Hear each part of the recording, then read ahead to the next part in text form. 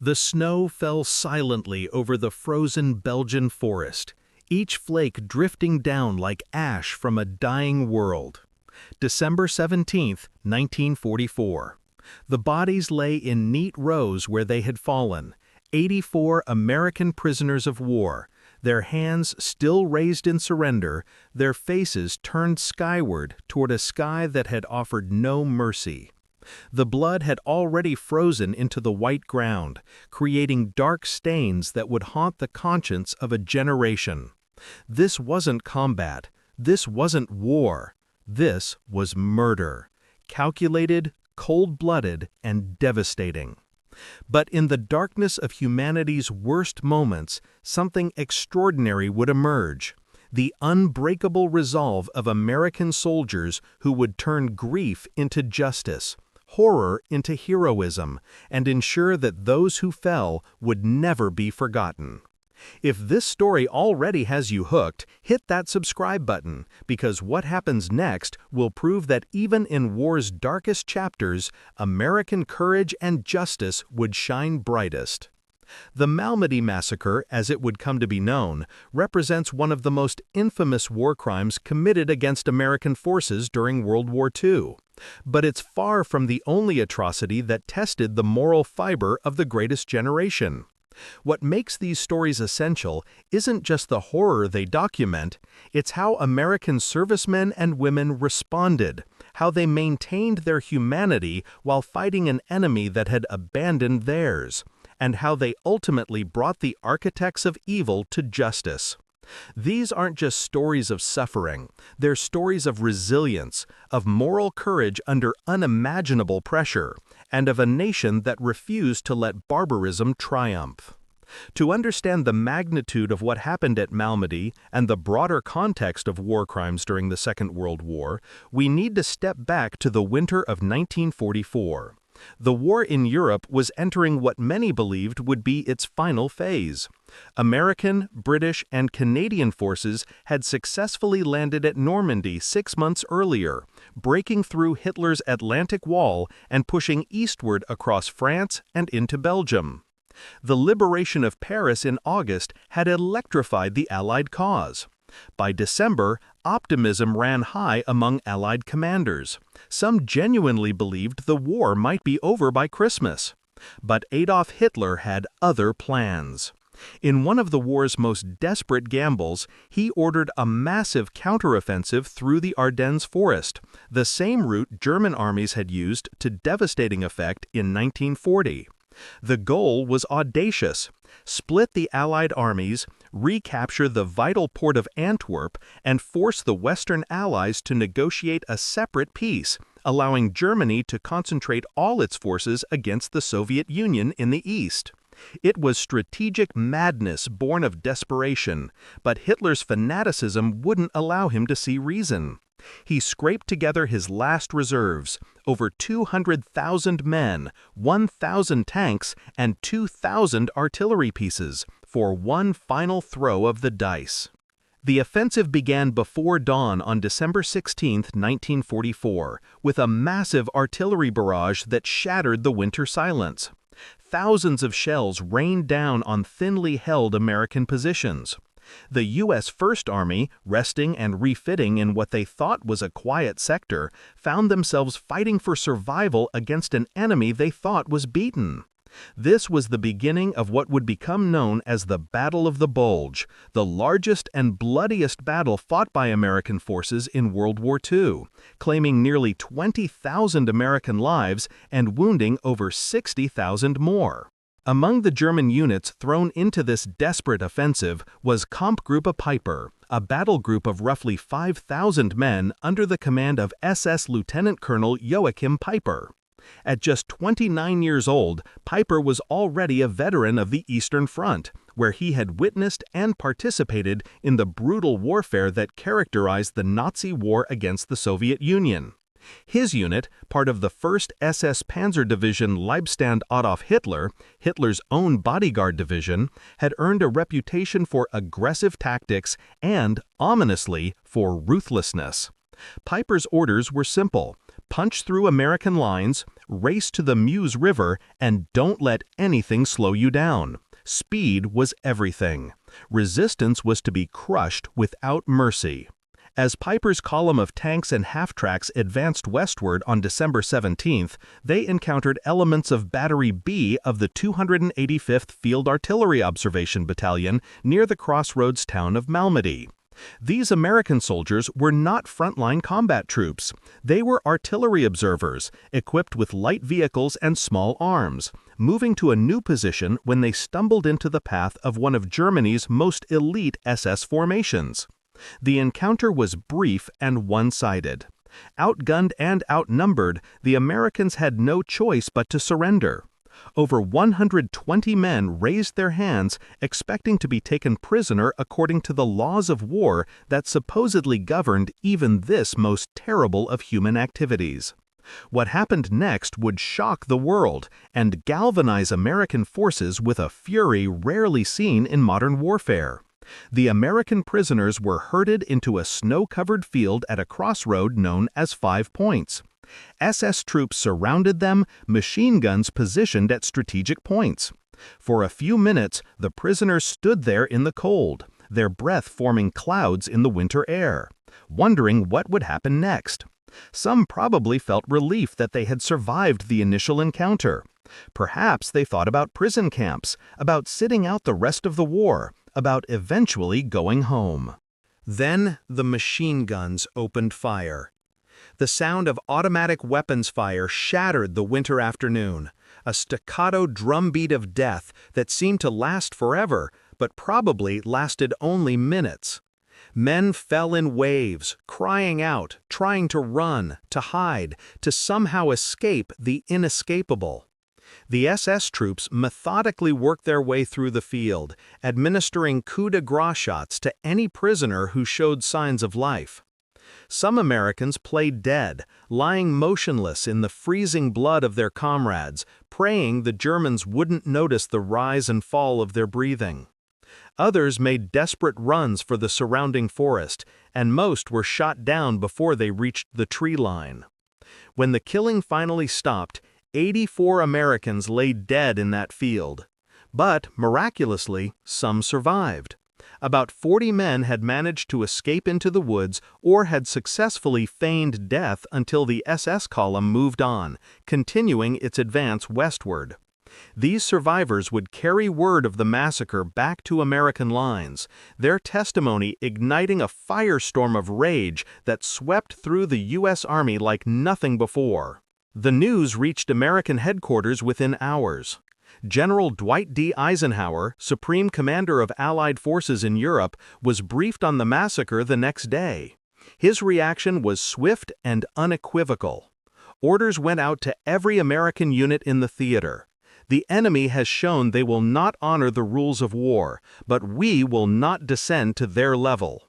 American soldiers were reminded of their obligations under the Geneva Conventions, but they were also told to fight harder, to show these SS fanatics that American resolve could not be broken by atrocity. The massacre at Malmedy became a rallying cry, spreading through the ranks with the fury of righteous anger. What would you have done upon hearing this news?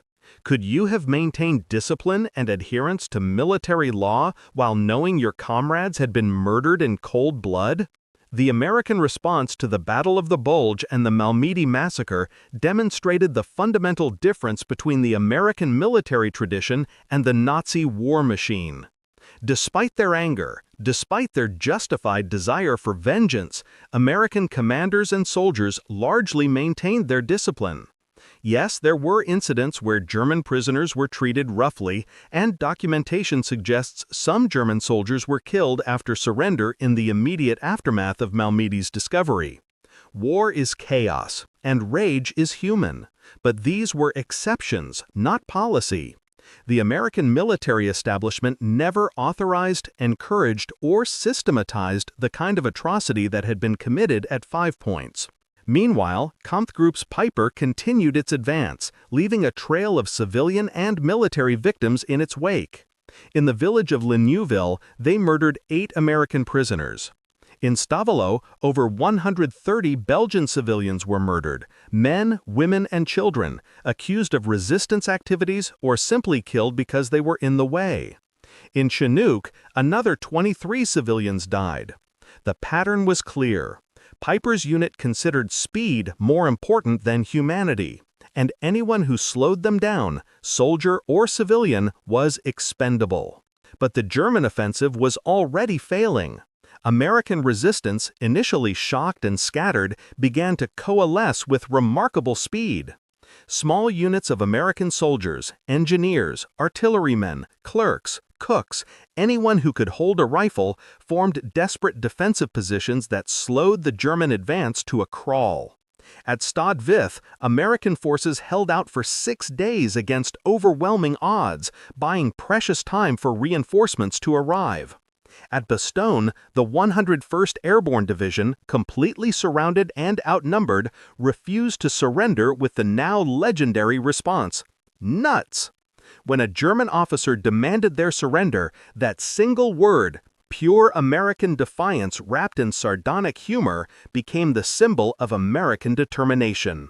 The weather, which had initially favored the German offensive by grounding Allied aircraft, finally cleared on December 23rd. Suddenly, the skies filled with American planes, fighters, bombers, transport aircraft dropping desperately needed supplies to surrounded units. The balance tipped. Kampfgruppe Piper, which had advanced the farthest into American lines, found itself cut off, low on fuel, and surrounded. Piper abandoned his vehicles and equipment, leading his surviving men back to German lines on foot through the winter forest. The great German offensive had failed, broken against American courage and tenacity. As the Battle of the Bulge ground to its bloody conclusion in late January 1945, the American military began the process of documenting war crimes for future prosecution.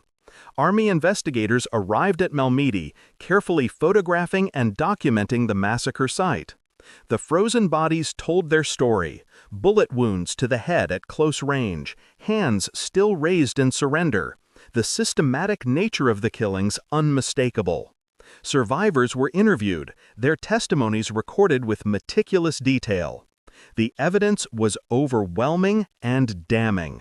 But Malmedy was not an isolated incident.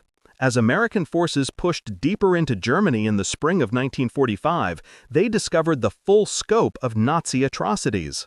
On April 4, 1945, elements of the U.S. 89th Infantry Division liberated Ohrdruf, a subcamp of Buchenwald concentration camp.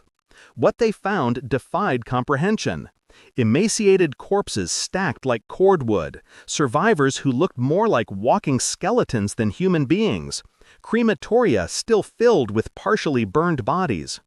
General Eisenhower, visiting the camp days later, was so horrified he ordered every American unit in the area to tour the camp. He wanted his soldiers to see with their own eyes what they were fighting against, to understand that this war wasn't about territory or politics. It was about stopping absolute evil. "The things I saw beggar description," Eisenhower wrote to Army Chief of Staff George Marshall. "The visual evidence and the verbal testimony of starvation, cruelty, and bestiality were so overpowering as to leave me a bit sick." This was the supreme commander of Allied forces, a man who had seen the worst of war, and even he was shaken to his core. Days later, on April 11th, the U.S. Third Army liberated Buchenwald itself, finding over 21,000 prisoners barely clinging to life. On April 15th, British and American forces entered Bergen-Belsen, discovering over 60,000 prisoners, thousands already dead from typhus and starvation. On April 29th, the U.S. 45th Infantry Division liberated Dachau, where they found 32,000 prisoners and over 2,000 bodies in railway cars outside the camp. The liberators, battle-hardened veterans who thought they had seen everything war could offer, wept openly at what they found. These discoveries transformed the American mission. This wasn't just about defeating Germany militarily, it was about ending a genocidal regime that had industrialized murder on a scale never before seen in human history. The soldiers who witnessed these camps understood viscerally that their sacrifice had meaning beyond political abstractions. They were fighting to save civilization itself from a darkness that sought to extinguish it. Could you imagine being one of those liberators, walking into those camps and seeing humanity reduced to its most degraded state? How would you carry that memory for the rest of your life? The American commitment to justice after the war would prove as significant as its commitment to winning the war itself. As Germany finally surrendered on May 8, 1945, Allied forces began the massive task of documenting Nazi war crimes for prosecution. The concept was revolutionary. Leaders would be held accountable not just for waging aggressive war, but for crimes against humanity committed in the name of their ideology. This had never been attempted at such a scale.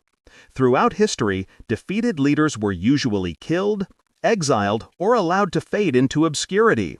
The Allies, led by American insistence, chose a different path: public trials, evidence, witnesses, and verdicts based on law.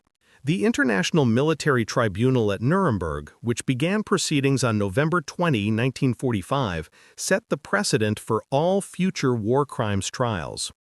24 major Nazi leaders stood in the dock, facing charges of crimes against peace, war crimes, and crimes against humanity. The prosecution team, led by American Justice Robert Jackson, presented overwhelming evidence: documents, films, photographs, and witness testimony that detailed the systematic nature of Nazi atrocities. For the first time in history, the world saw documentary evidence of the Holocaust, footage from liberated camps, Nazi documents planning the final solution, testimony from survivors and perpetrators alike. Justice Jackson's opening statement articulated the moral foundation of the trial. The wrongs which we seek to condemn and punish have been so calculated, so malignant, and so devastating that civilization cannot tolerate their being ignored, because it cannot survive their being repeated. But for American servicemen, the trial that mattered most was the prosecution of those responsible for the Malmedy massacre.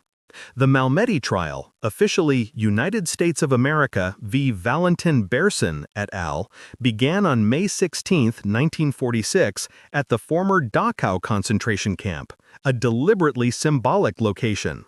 73 former members of Camp Group Piper faced charges of violating the laws of war. Joachim Piper, the unit's commander, was the principal defendant. The evidence was damning. Survivor testimony placed Piper at or near the massacre site. His own orders emphasized speed above all else, implicitly or explicitly condoning the elimination of anyone who slowed the advance. Other members of his unit testified about the systematic nature of prisoner killings throughout the offensive. The prosecution argued that even if Piper didn't personally pull the trigger at Malmedy, he had created a command climate that made such atrocities inevitable. The trial lasted from May until July 1946. On July 16, the verdicts were announced. All 73 defendants were found guilty. 43, including Piper, were sentenced to death. The remaining 30 received prison sentences ranging from 10 years to life. It seemed like justice had been served, that the murdered American soldiers at Malmedy would finally rest in peace knowing their killers faced ultimate accountability. But the story of justice after war is never simple. In the years following the initial verdicts, a series of reviews and appeals began. Some defense attorneys raised concerns about interrogation methods used by American investigators, claiming that confessions had been obtained through physical intimidation or threats. A U.S. Senate investigation in 1949, led by Senator Joseph McCarthy, examined these allegations and found some merit to concerns about investigator conduct, though the committee concluded that the guilty verdicts were nonetheless justified by the weight of evidence. Public opinion in post-war America was divided. Many Americans, especially veterans and families of victims, wanted the death sentences carried out swiftly. Others, influenced by growing Cold War concerns and the desire to rehabilitate West Germany as an ally against Soviet communism, began to question the wisdom of executing German soldiers for war crimes when the new geopolitical reality required German partnership. Political considerations began to outweigh justice.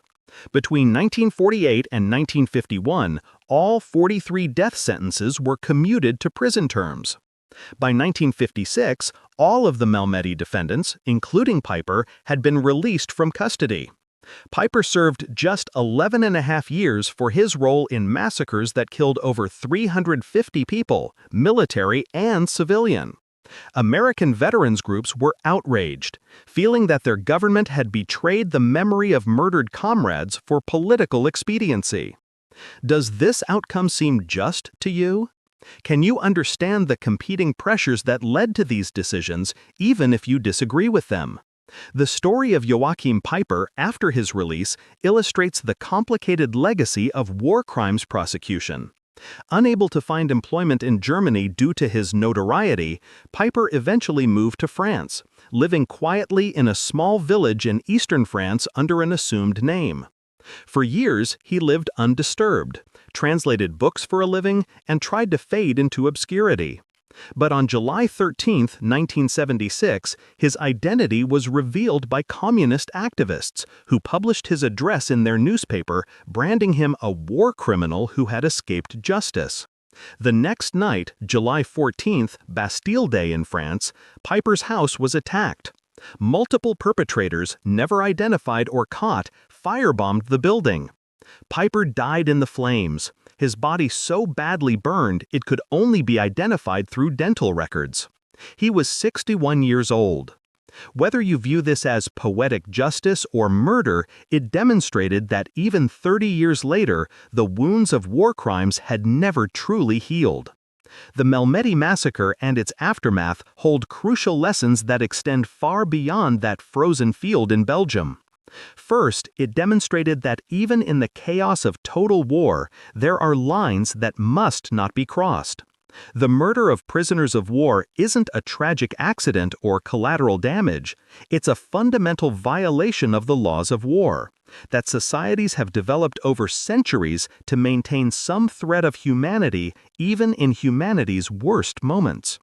Third, the American commitment to documenting and prosecuting war crimes, even when politically inconvenient, established precedents that continue to shape international law today. The International Criminal Court, the tribunals for Yugoslavia and Rwanda, the ongoing efforts to prosecute war crimes from Syria and other conflicts, all trace their legal and moral foundation to the principles articulated by American prosecutors at Nuremberg and subsequent trials. The survivors of the Malmedy massacre carried their trauma for decades. Several wrote memoirs, gave interviews, and spoke to military audiences, ensuring that the story would never be forgotten. Michael Sharenko, one of the survivors, recounted hiding among the bodies.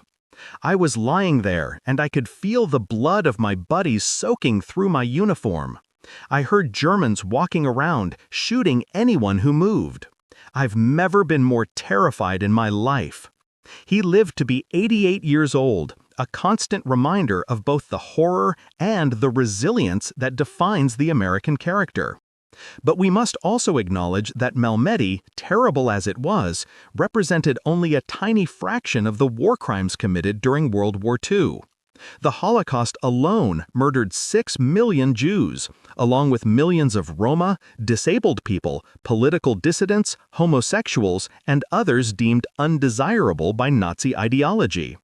The Japanese military committed atrocities across Asia: the rape of Nanking, the Bataan Death March, and the brutal treatment of prisoners of war that killed thousands of American servicemen through starvation, disease, and casual murder. In the Pacific Theater, American forces faced an enemy whose military culture regarded surrender as the ultimate dishonor. Japanese soldiers fought with fanatical determination, often choosing death over capture. But more troublingly for American soldiers, Japanese forces regularly committed atrocities against prisoners. The Bataan Death March of April 1942, where 75,000 American and Filipino prisoners were forced to march over 60 miles in brutal heat with no food or water, resulted in approximately 10,000 deaths. Those who fell behind were bayoneted or shot. Those who begged for water were beaten. The survivors emerged as walking skeletons, scarred physically and psychologically for life. How did American servicemen maintain their humanity in the face of such barbarism? How did they continue to treat enemy prisoners with relative decency when their own captured comrades were being starved and tortured? The answer lies in leadership and institutional culture. American military training emphasized the Geneva Conventions and the laws of war. Commanders who violated these principles faced court-martial. Was the American record perfect? No. There were incidents: prisoners shot, civilians killed, rules violated in the heat of combat or the fog of war. But these were deviations from policy, not implementations of it.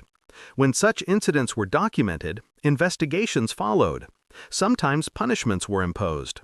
The system wasn't perfect, but it existed, and it mattered.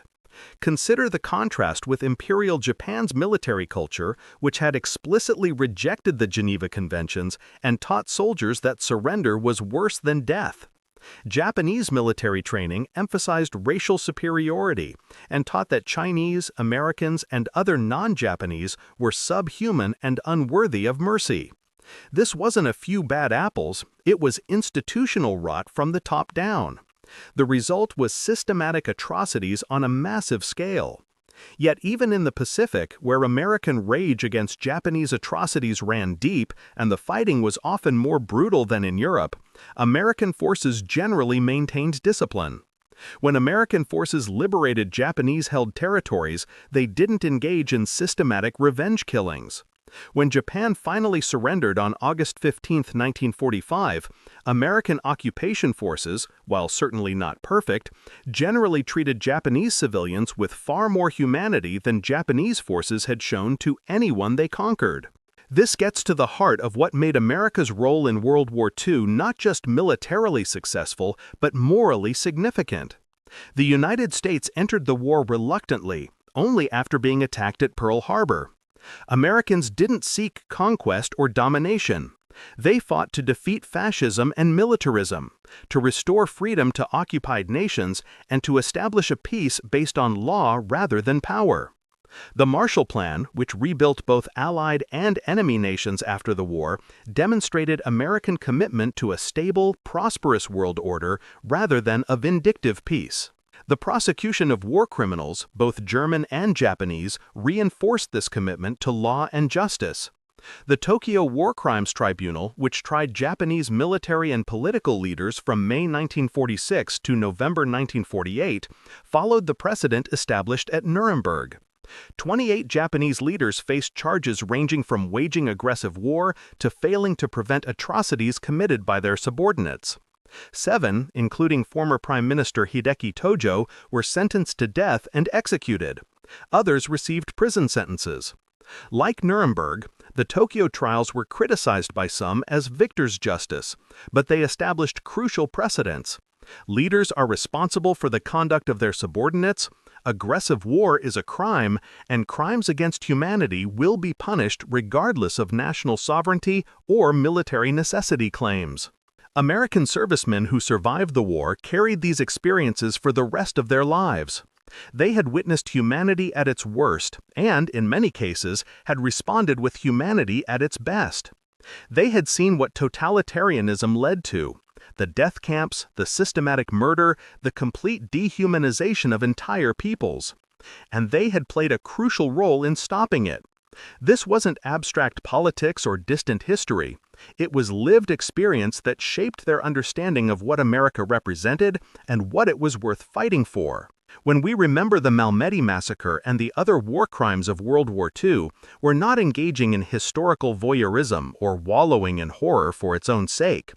We're remembering essential truths about human nature, about the fragility of civilization, and about the constant need for vigilance against those who would abandon humanity in pursuit of power or ideology. What lessons do you take from these stories? How do they shape your understanding of what America represents and what we're called to defend? The men who died in that Belgian field on December 17, 1944, were ordinary Americans, farm boys and city kids, clerks and mechanics, kids who just months before had been in high school or working their first jobs. They weren't warriors in any romantic sense. They were citizen soldiers doing their duty. Their murder was an attempt to break American will through terror. Instead, it steeled American resolve. The Battle of the Bulge became the largest and bloodiest battle fought by American forces in World War II, but it also became a testament to American endurance. Despite being surprised, outnumbered, and outgunned, American forces held, regrouped, counterattacked, and won. The massacre at Malmedy became a symbol of everything Americans were fighting against. The casual brutality, the contempt for human life, the belief that might made right.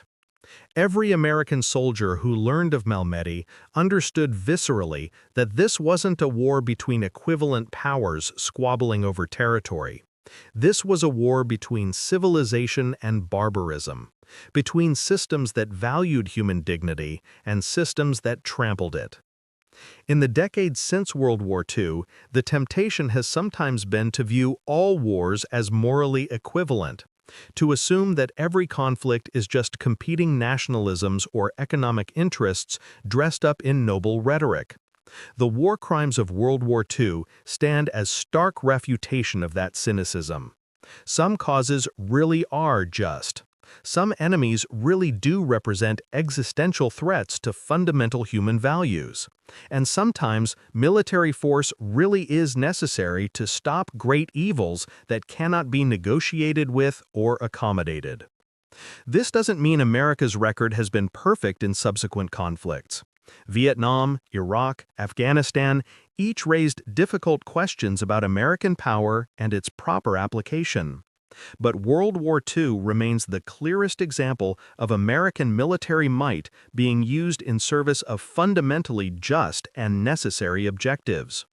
The men and women who served in that war, who witnessed its horrors and persevered through its trials, earned the title Greatest Generation, not through propaganda, but through their demonstrated commitment to defeating evil while maintaining their own humanity.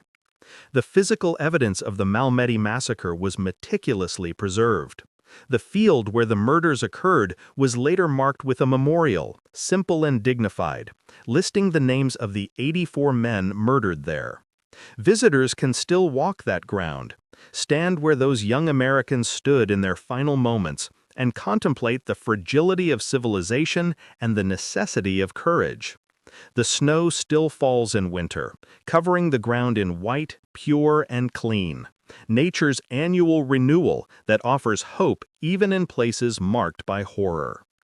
In American military museums and historical societies across the country, artifacts from Malmedy are preserved. Dog tags recovered from the bodies, the frozen photographs taken by Army investigators, the testimony of survivors typed on yellowing paper. These aren't just historical curiosities. They're warnings and reminders, tangible links to a time when the stakes couldn't have been higher and when ordinary Americans rose to meet an extraordinary challenge. The broader lesson of World War II war crimes isn't that Americans are somehow inherently superior to other peoples. We're not. Humans everywhere share the same capacity for both good and evil, courage and cowardice, compassion and cruelty. What made the difference was institutional culture, leadership, and values.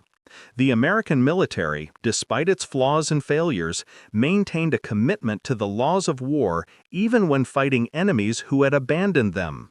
American political leadership, despite pressures and temptations, insisted on prosecuting war criminals rather than simply executing them or letting them go. American society, despite its own serious problems with racism and inequality, recognized that the Nazi and Japanese militarist systems represented something fundamentally different and more evil. This recognition that not all systems are equivalent, that some really are better than others at protecting human dignity, is desperately important today. In an era of moral relativism and false equivalence, the clear moral stakes of World War II offer a necessary corrective.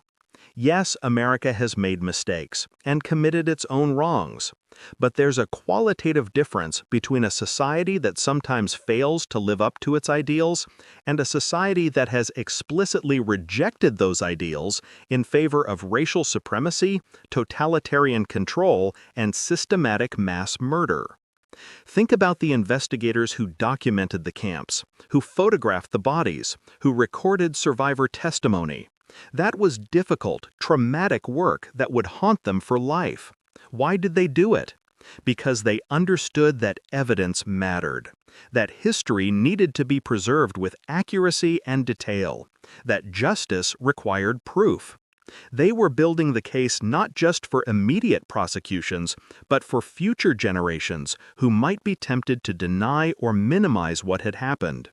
They understood that never again isn't just a slogan. It's a commitment that requires constant vigilance and the courage to face difficult truths. The American soldiers who liberated the concentration camps couldn't unsee what they witnessed. Many suffered what we would now recognize as PTSD. They had nightmares, struggled with alcohol and depression, found it hard to talk about their experiences even with loved ones. But they also carried a profound understanding of why their service mattered. They had seen evil in its purest form, and they had played a role in defeating it. That knowledge, however heavy, gave meaning to their sacrifice and suffering. As we move further from World War II chronologically, as the last veterans pass from living memory into history, the task of preservation becomes more critical. We're now at the point where most World War II veterans have died. The youngest survivors are in their late 90s. Within a decade, perhaps 2 at most, they'll all be gone.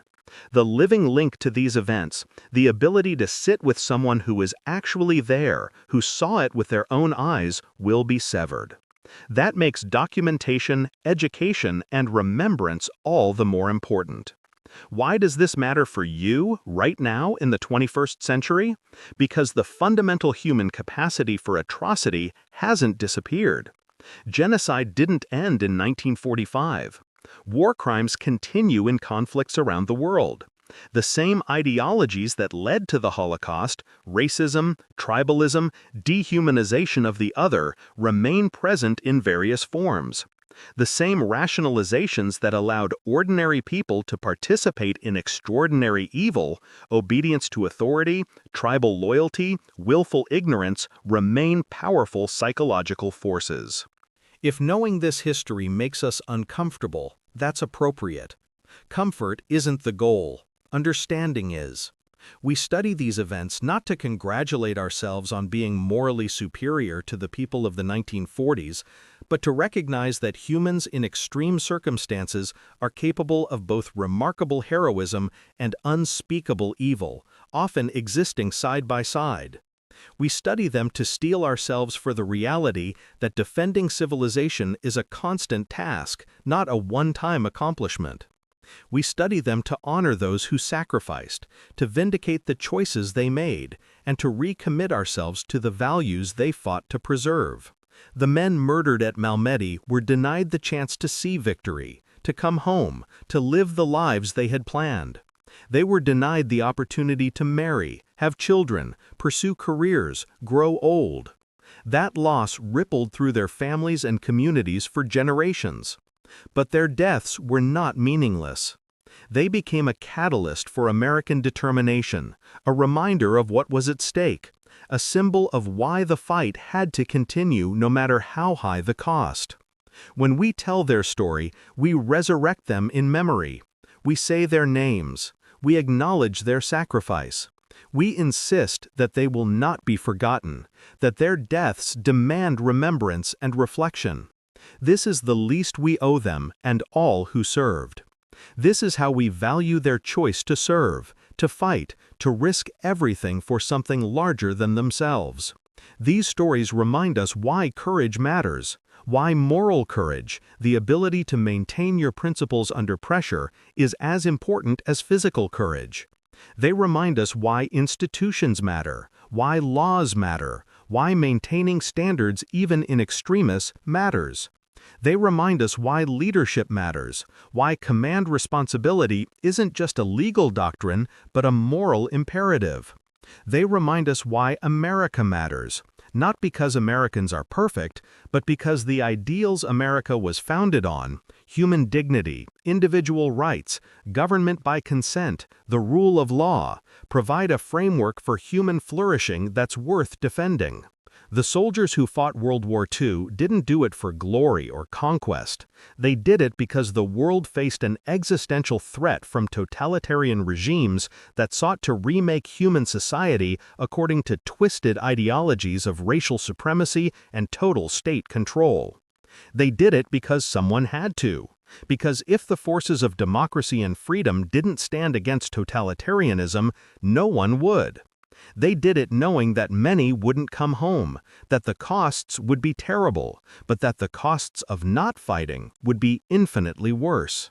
Their legacy is the world we inhabit today, imperfect, troubled, facing new challenges, but fundamentally shaped by the defeat of fascism and militarism. The international institutions created after the war, the prosperity of the post-war order, the spread of democracy to former totalitarian states, the very concept that leaders can be held accountable for crimes against humanity, all of this traces directly to the sacrifices of that generation and the choices made by American leadership in those crucial years. When you see the memorial at Malmedy, when you walk through the halls of the United States Holocaust Memorial Museum in Washington, D.C., when you visit the American military cemeteries in Europe where thousands of white crosses mark the graves of young Americans who never came home, you're not just encountering history. You're encountering the physical manifestation of choices, values, and sacrifices that created the world you live in. You're standing at the intersection of past and present, where the actions of the dead continue to shape the lives of the living.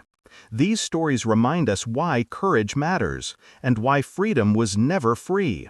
The bill was paid in blood on beaches and forests, in frozen fields and desert sands, in the air above cities and the depths of oceans. It was paid by young men who had every reason to want to live, who had dreams and plans and futures they would never see, but who chose to fight anyway, because they understood that some things are worth dying for.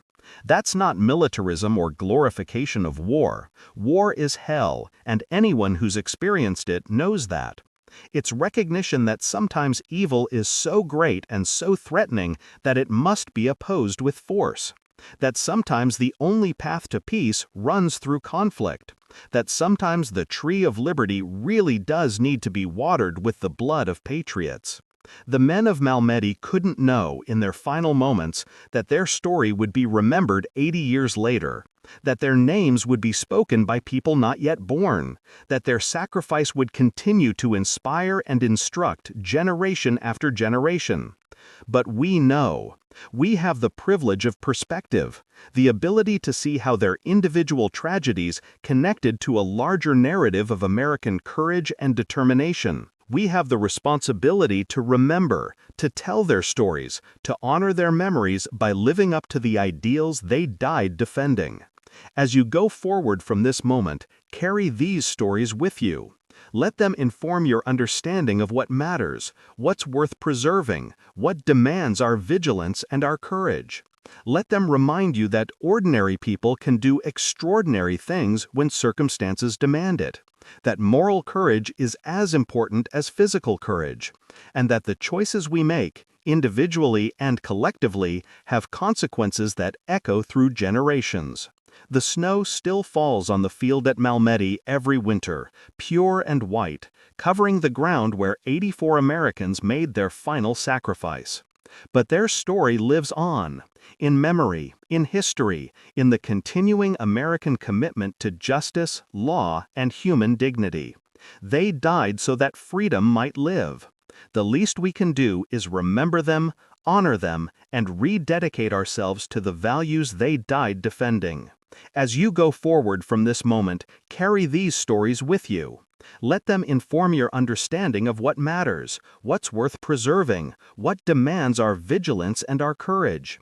Let them remind you that ordinary people can do extraordinary things when circumstances demand it, that moral courage is as important as physical courage, and that the choices we make, individually and collectively, have consequences that echo through generations. The snow still falls on the field at Malmedy every winter, pure and white, covering the ground where 84 Americans made their final sacrifice. But their story lives on, in memory, in history, in the continuing American commitment to justice, law, and human dignity. They died so that freedom might live. The least we can do is remember them, honor them, and rededicate ourselves to the values they died defending.